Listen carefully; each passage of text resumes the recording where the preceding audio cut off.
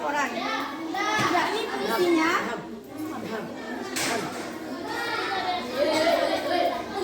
ada singkatannya.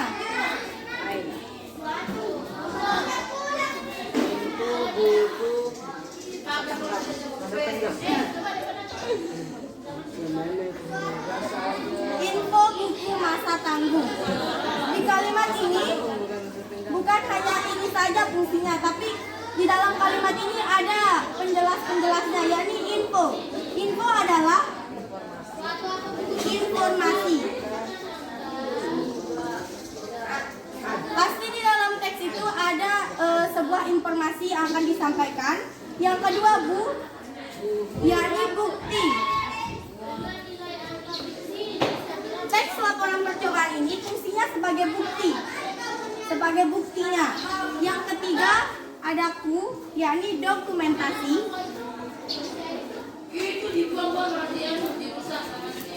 Sebagai fungsinya sebagai dokumentasi. Dan yang keempat, masa. Yang dimaksud masa adalah sebagai pemecah masalah.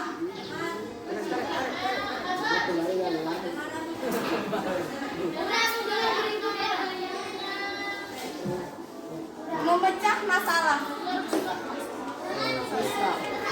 Sebagai pemecah masalah teks laporan percobaan itu. Dan yang kelima, tanggung.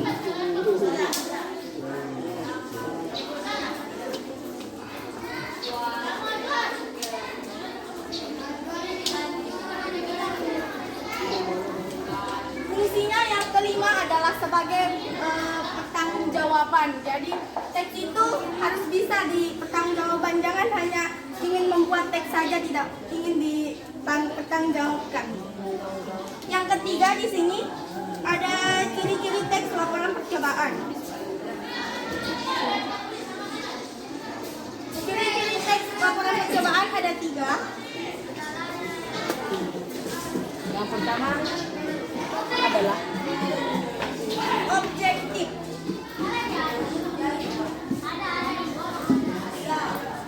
Yang dimana objektif adalah sebuah penyampaian yang sudah yang pekerjaannya itu sudah dilakukan, dan ini apabila tidak hipotesis, yakni dimana hipotesis itu adalah penggunaan sementara. Objektif itu, teks percobaan itu tidak hanya dugaan sementara, itu betul-betul nyata karena sudah dilakukan sebelum membuat teksnya. Yang kedua, fakta. Penyampaian teks percobaan itu adalah fakta, betul-betul sudah dilakukan, tidak ada hoaxnya. Dan yang ketiga, lengkap. Yang dimana lengkap adalah teksnya itu lengkap. Kenapa harus lengkap? Karena supaya bisa dipahami, dapat dipahami, mudah dipahami oleh pembaca. Yang keempat adalah ciri-ciri kebahasaan. Di dalam teks laporan percobaan menggunakan kebahasaannya tersendiri, yakni ciri-ciri kebahasaannya itu ada 6.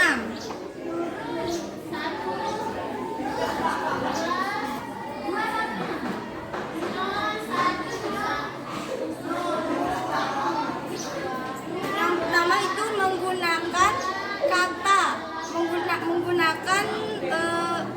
menggunakan bahasa Indonesia yang baku.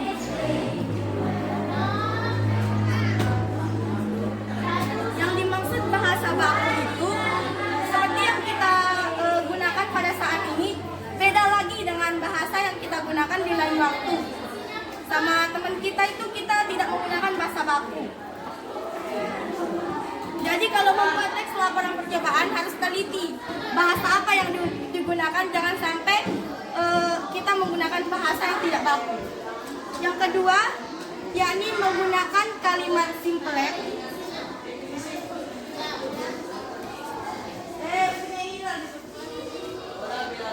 dan kalimat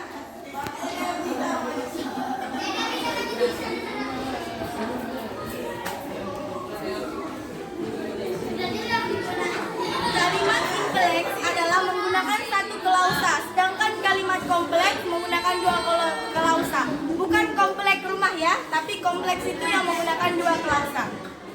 Yang ketiga, menggunakan kalimat konjungsi.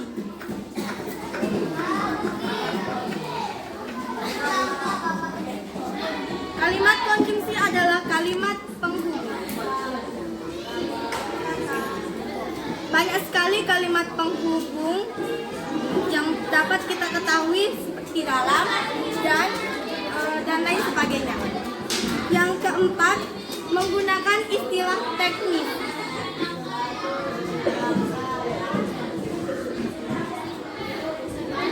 Di dalam teks laporan percobaan itu kita harus menggunakan teknis-teknisnya di dalam istilahnya itu. Dan yang kelima, yakni menggunakan kalimat bilangan.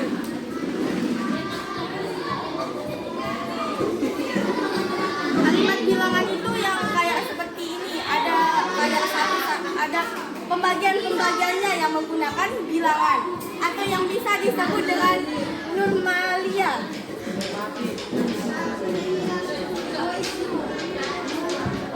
Dan yang keenam, menggunakan kata depan dan imbulan awal.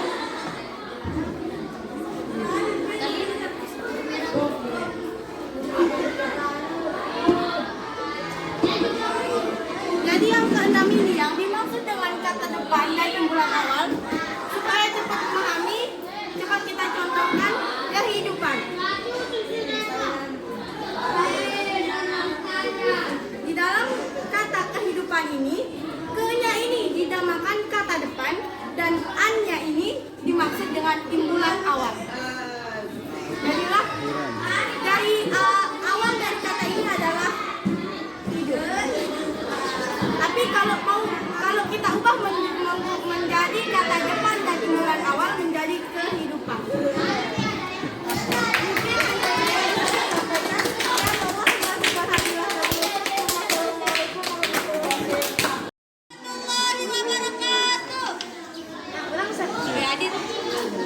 Bismillahirrahmanirrahim. Assalamualaikum warahmatullahi wabarakatuh. Kembali saya akan menjelaskan bab 1 atau bab pertama yang judul laporan percobaan. Di sini ada beberapa definisi fungsi teks laporan percobaan dan fungsi kebahasaannya. Yang pertama, definisi laporan percobaan. Kita beralih definisi laporan. Laporan adalah segala sesuatu yang dilakukan oleh seseorang baik berupa lisan maupun tulisan yang berisi tentang apa yang sudah dilakukan oleh seseorang itu dan pada pihak tersebut. Nah, sedangkan definisi laporan percobaan adalah yang dilakukan untuk seseorang yang berfungsi untuk membuktikan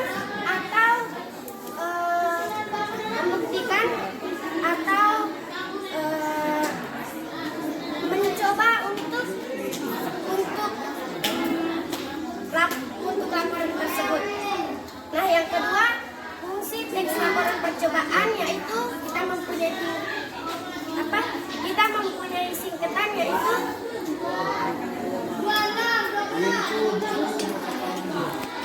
yang ada 6.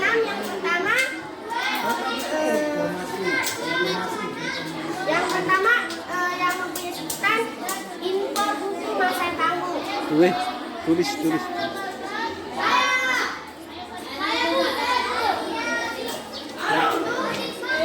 Info buku masa tangguh.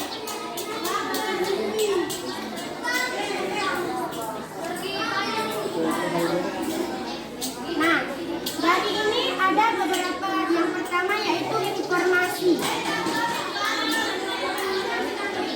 Nah, dari yang pertama ini ada informasi.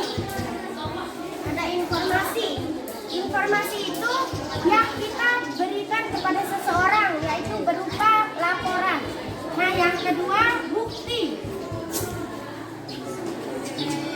Jika kita ingin melakukan sebuah percobaan, pasti ada buktinya. Karena tanpa bukti, percobaan itu tidak akan bisa kita lakukan.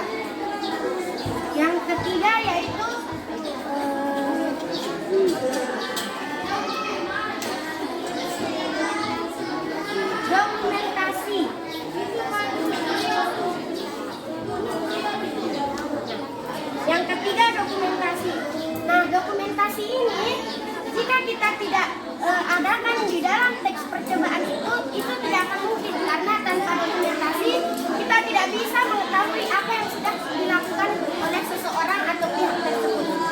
Yang ketiga, memecahkan masalah.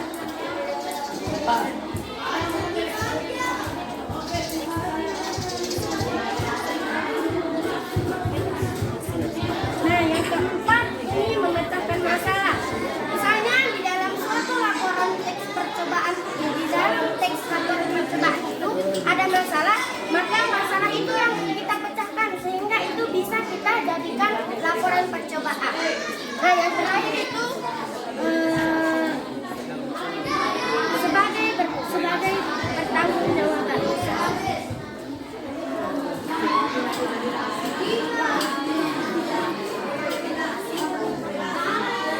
Nah, yang kelima itu sebagai pertanggungjawaban.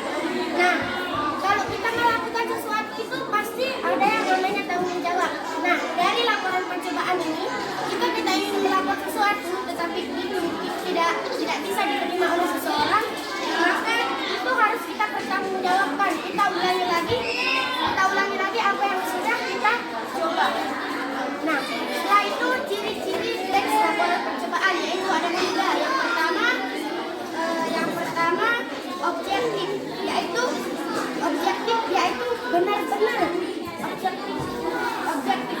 objektif itu benar-benar yang dilakukan oleh pihak yang akan dilaporkan, itu benar-benar.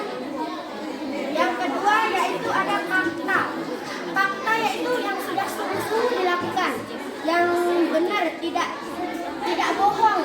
Fakta itu yang sudah dilakukan oleh seseorang tanpa ada manipulasi, tanpa ada tipu daya seseorang. Kalau sudah itu, ya itu karena misalnya di dalam stroberi dan di dalam jeruk. Nah, di dalam stroberi itu mempunyai kandungan, sedangkan di dalam jeruk itu sudah terkandung. Nah, dari kata kandungan dan terkandung itu sangat berbeda. Kandungan itu belum tentu di sana banyak terdapat vitamin C, tetapi di dalam sebuah jeruk itu sudah terkandung. Berarti kalau dia sudah terkandung, berarti itu sudah tertentu fakta. Nah, yang ketiga kemudian lengkap, yaitu apa yang sudah dilakukan oleh seseorang, apa yang sudah ditulis, apa yang sudah dilakukan itu harus dengan lengkap, dengan data-datanya itu sudah lengkap. Nah, yang terakhir ciri-ciri kebahasaan laporan percobaan. Nah, yang pertama yaitu menggunakan kata baku kebahasaan Indonesia, menggunakan kata baku. Ya, maksud dalam kata baku itu menggunakan predikat. Yang kedua menggunakan kata konjungsi atau kata sambung. Yang ketiga menggunakan yang ketiga menggunakan kata